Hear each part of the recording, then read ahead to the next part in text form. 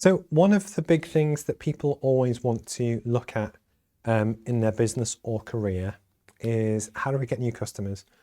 People often get promoted or actually build a successful business the more customers they can bring in. More customers, more revenue, more profile, which then can snowball, and it's a really important thing to do. One of the issues that you often have, though, is that people always within the same network, you're always only meeting the same people. Does that make sense? So the thing is, on the question of how do you actually meet, how do you meet new customers?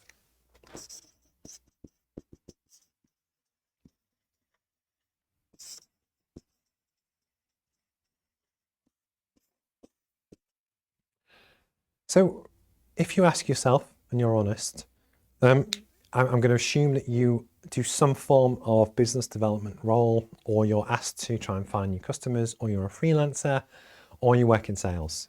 If you're a back office finance person, this might not be relevant to you, although it might still be interesting.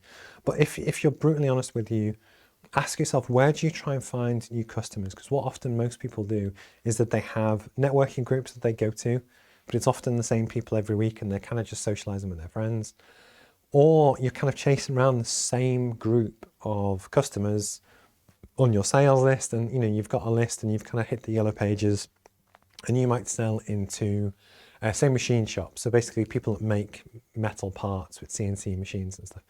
So you might go onto Google and actually just search for CNC, and basically you build a list, but the truth is you kind of just circle through the same people and the same list all the time, and actually it's quite easy to get stuck where actually you're not really hitting genuinely new people.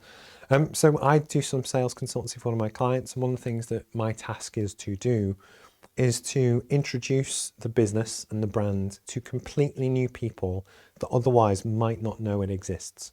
So the existing company operates as it does, and it does very well, and people really like it and that kind of thing. And my job is to help expose new people to it, to just raise. Last week we talked about on the marketing awareness funnel, how you want to build awareness of just the brand exists, then consideration that actually they might want to buy it, and then intent to purchase, and then desire, and then actual kind of purchase. But the idea is we're trying to expose your business or brand or whatever to new people. And how do we do that? So one of the best ways that I find is actually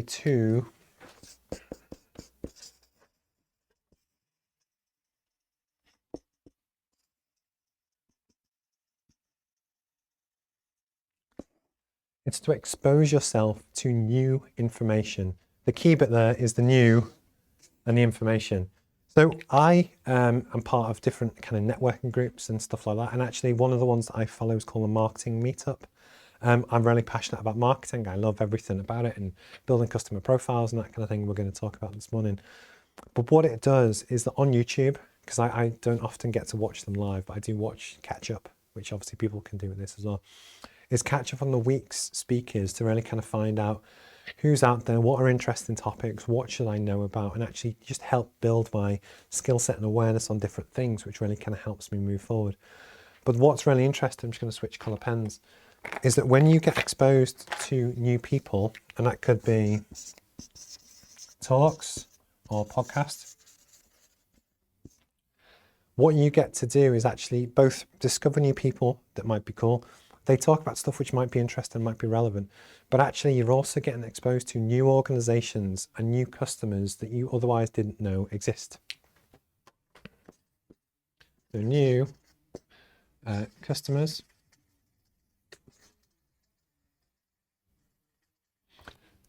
Customers and organizations.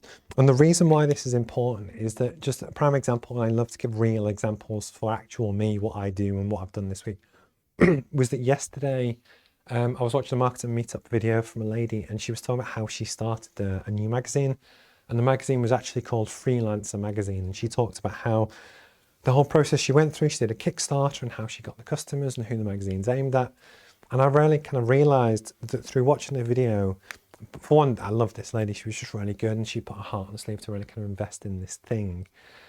But actually her audience is also my audience. It's people that actually might really benefit from having a successful business, knowing what to do, and actually giving people access to business education.